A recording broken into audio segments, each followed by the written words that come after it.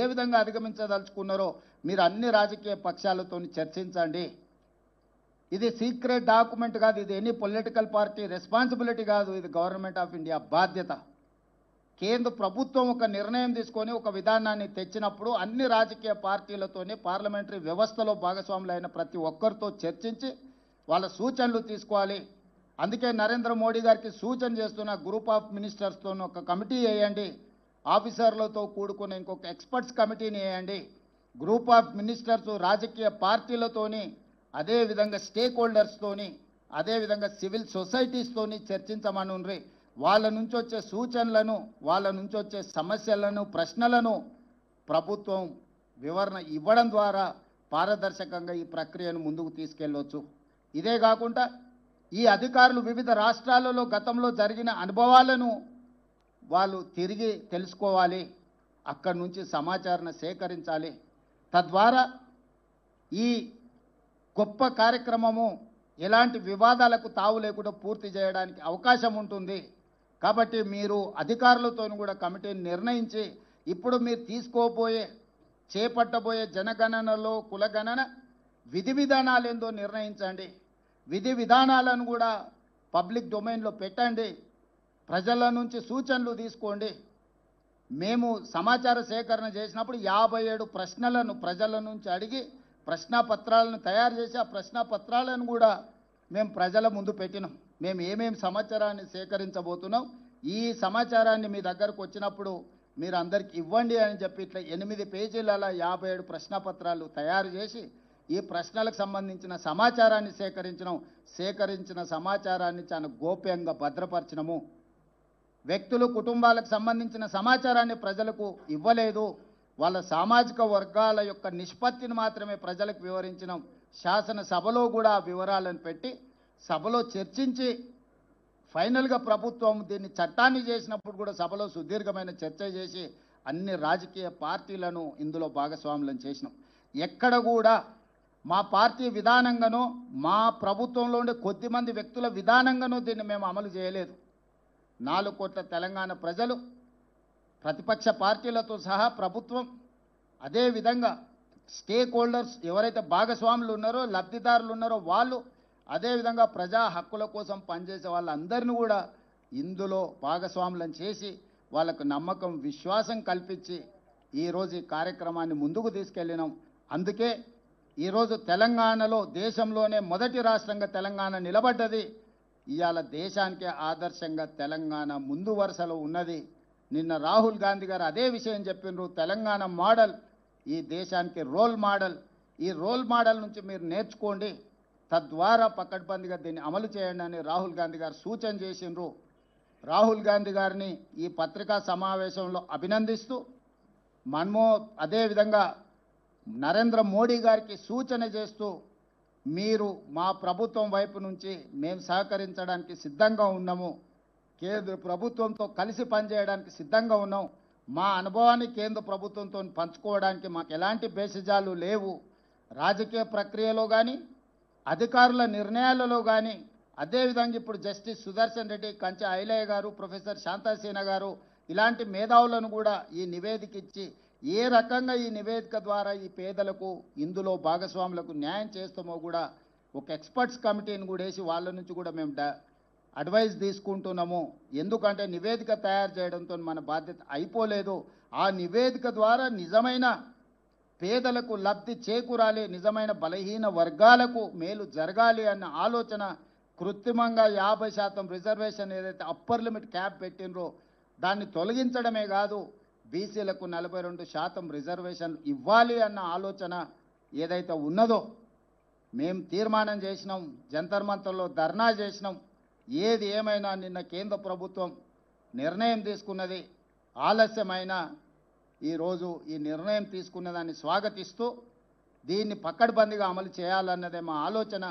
కేంద్ర ప్రభుత్వానికి సంపూర్ణంగా రాష్ట్ర ప్రభుత్వం సహకరించి జనగణనలో కులగణనను పకడ్బందీగా చెయ్యాలి. తద్వారా బలహీన వర్గాలకు 42% రిజర్వేషన్లు రావాలి. విద్య, ఉద్యోగ, ఉపాధి అవకాశాలలో వాళ్ళకు సముచితమైన స్థానం కల్పించాలన్న రాహుల్ గాంధీ ఆలోచనను అమలు చేయడానికి ఎవరితోనైనా కలిసి పనిచేయడానికి మా ప్రభుత్వానికి ఎలాంటి అభ్యంతరాలు ఇబ్బంది లేదు.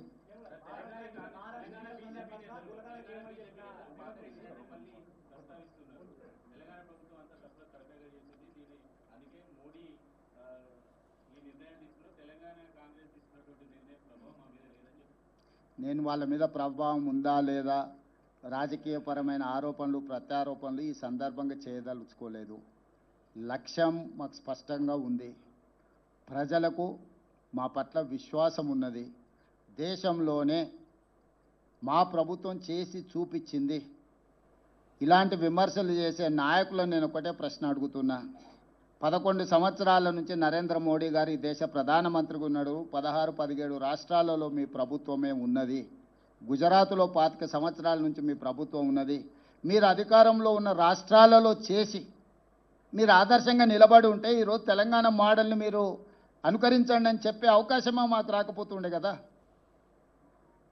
రాజకీయంగా లబ్ధి పొందాలన్న ఆతృతగా అనిపిస్తుంది వాళ్ళ మాటలలో తప్ప పకడ్బందీగా కులగణన చేయాలి, జనగణనలో కలపాలన్న ఆలోచనే చేయలేదు. చేయాల్సిన జనగణన కూడా 2021లో చేయకుండా వాయిదా వేసిండ్రు. ఇవాళ అది కూడా చెయ్యాల్సిందే అని చెప్పి మేము ఒత్తిడి తీసుకురావడంతో ఈరోజు వాళ్ళు ముందుకు వచ్చిండ్రు. ఏది ఏమైనా స్థానిక బీజేపీ నాయకులకు కొంత అసూయ, అసంతృప్తి, మోడీ గారు రేవంత్ రెడ్డి గారి విధానాలను అనుకరిస్తున్నాడు అని కక్కలేక మింగలేక దుఃఖంతో ఉన్నారు. ఇంకా వాళ్ళని ఎందుకు చారి ఇబ్బంది పెడతావు?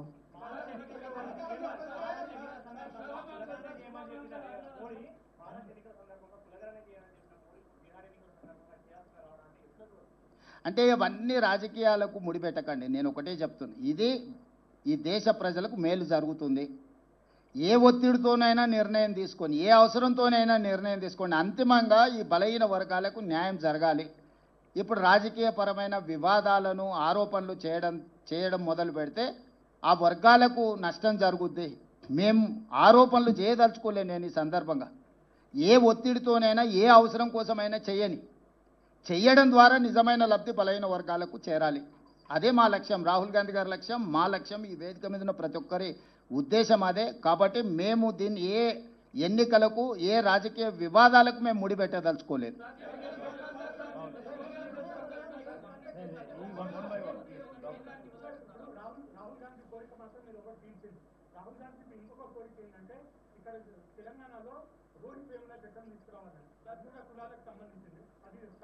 Good question Rahul. ప్రభాకర్,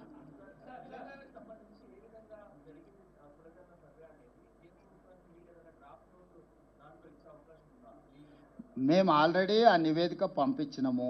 ఫర్దర్గా వాళ్ళకి ఏదైనా కావాలనుకుంటే ఒక డెలిగేషన్, ఆఫీసర్స్ డెలిగేషన్ కానీ గ్రూప్ ఆఫ్ మినిస్టర్స్ వచ్చినా కూడా పవర్ పాయింట్ ప్రజెంటేషన్ ఇచ్చి మా అనుభవాలను అన్నిటిని కూడా వాళ్ళతో పంచుకుంటాము.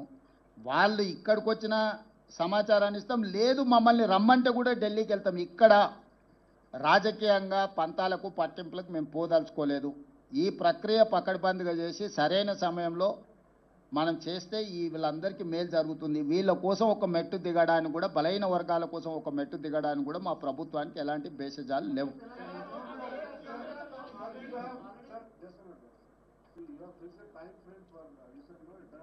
Yes. So actually 1 year is the time frame. We have taken 1 year.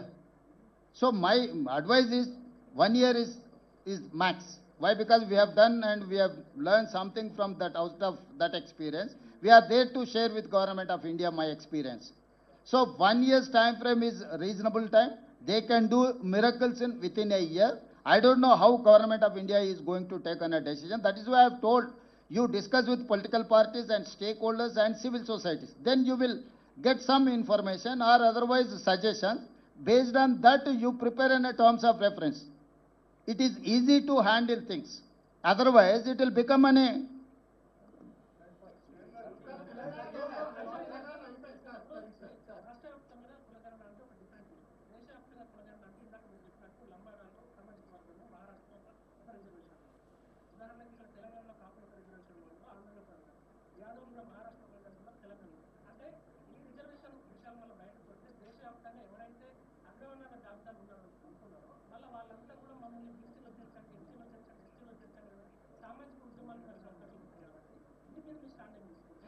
ఇప్పుడు వాస్తవంగా దీన్ని గందరగోళపరిచే వాళ్ళు లేవనెత్తుతున్న అంశాలు ఏ రాష్ట్రానికి ఆ రాష్ట్రానికి రిజర్వేషన్లు ఆ సామాజిక వర్గాల నేపథ్యాన్ని తీసుకొని నిర్ణయాలు జరిగినాయి. ఇది స్టేట్ యాజ్ ఏ యూనిట్. నేను అందుకే ఆ సూచన చేసిన. ఇప్పుడు ఈ ప్రశ్నలన్నీ కూడా వాళ్ళు ఆల్ పార్టీ మీట్ పెట్టినరు అనుకో, లేకపోతే స్టేక్ హోల్డర్స్ మీట్ పెట్టినరు అనుకో, లేకపోతే సివిల్ సొసైటీస్ని పిలిచినరు అనుకో, మీరు అడుగుతున్న ప్రశ్నలన్నీ ప్రభుత్వం ముందుకు వస్తాయి. ఎక్కడైనా ఏ స్టేట్కి ఆ స్టేట్ రిజర్వేషన్లలో ఏది ఎందులో కలుపుకోవడానికి వెసులుబాటో ఆ లిస్టు ఉంది. ఒకవేళ ఏదైనా సామాజిక వర్గం ఒక రాష్ట్రం గతంలో కాపులు ఓసీలలో ఉండేది, 1976లో బీసీలలోకి వచ్చిండ్రు, 1976 కంటే ముందు లంబాడాస్ కూడా బీసీలలో ఉంది, తర్వాత వాళ్ళని ఎస్టీలలో తీసుకొచ్చిండ్రు. ఇట్లా రకరకాల సామాజిక వర్గాలు వివిధ సందర్భంగా ఎల్లాపుల కొప్పుల వెలమ వాళ్ళందరూ ఒకప్పుడు ఓసీలు. చంద్రశేఖరరావు గారు 96లో వారిని తీసుకెళ్లి బీసీలలో కల్పించిండు. దీనికి లోకల్ బాడీ ఎన్నికలకు సంబంధం లేదు మిస్టర్ సూరజ్.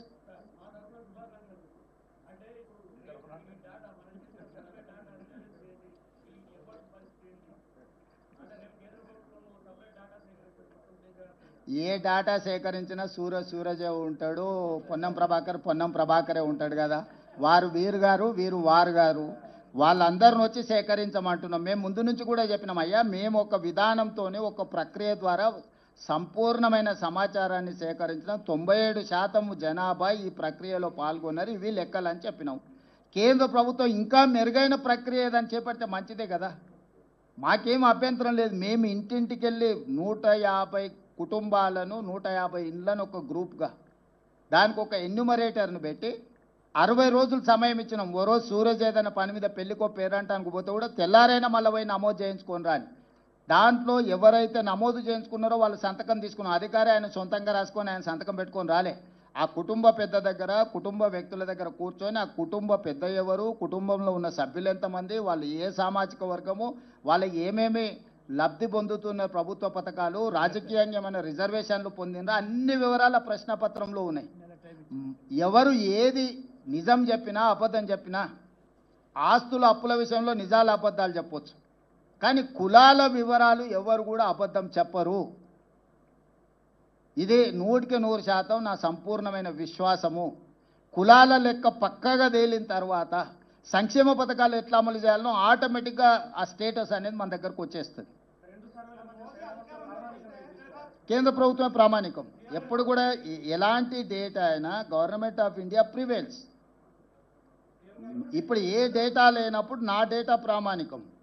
కేంద్రమే ఒక ప్రక్రియను చేపట్టి ఇది డేటా రాష్ట్రాల వారు కానీ కేంద్ర ప్రభుత్వం ముందుకు వచ్చినప్పుడు ఆటోమేటిక్గా government of India prevails.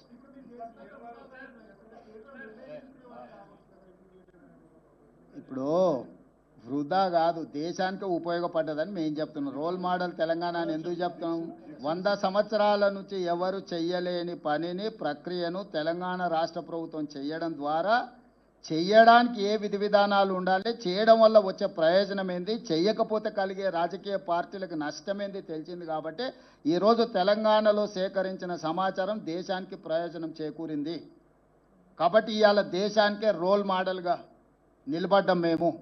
Telangana model దేశానికే రోల్ మోడల్.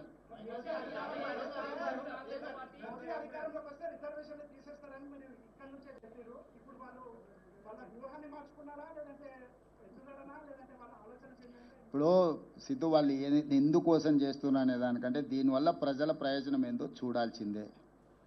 ఆ ఎన్నికల ముందు వాళ్ళు చేసిన ప్రయత్నాన్ని మేము తిప్పికొట్టినాం కాబట్టి, ప్రజలు కూడా తిప్పికొట్టి 240 సీట్లు ఇచ్చారు కాబట్టి రిజర్వేషన్లు రద్దు కాలేదు, రాజ్యాంగాన్ని మార్చలేదు.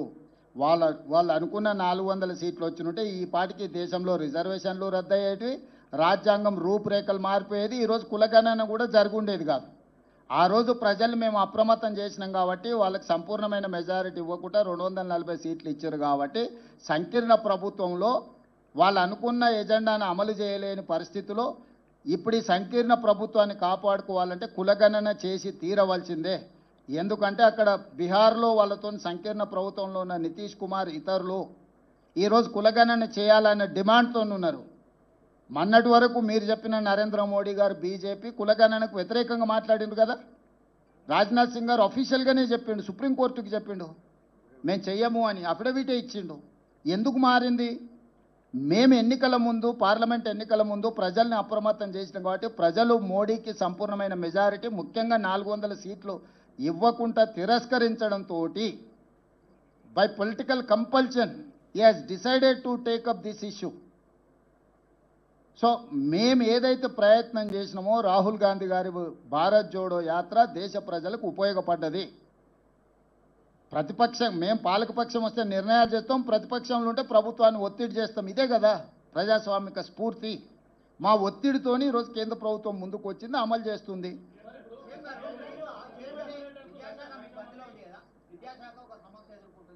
ఇక అది ఇప్పుడు ఇది మాట్లాడుకుందాం, ఇప్పటికాడికి దీనికి మాట్లాడదాం, ఇక్కడ ఇక్కడ దేని విషయం మాట్లాడదాం.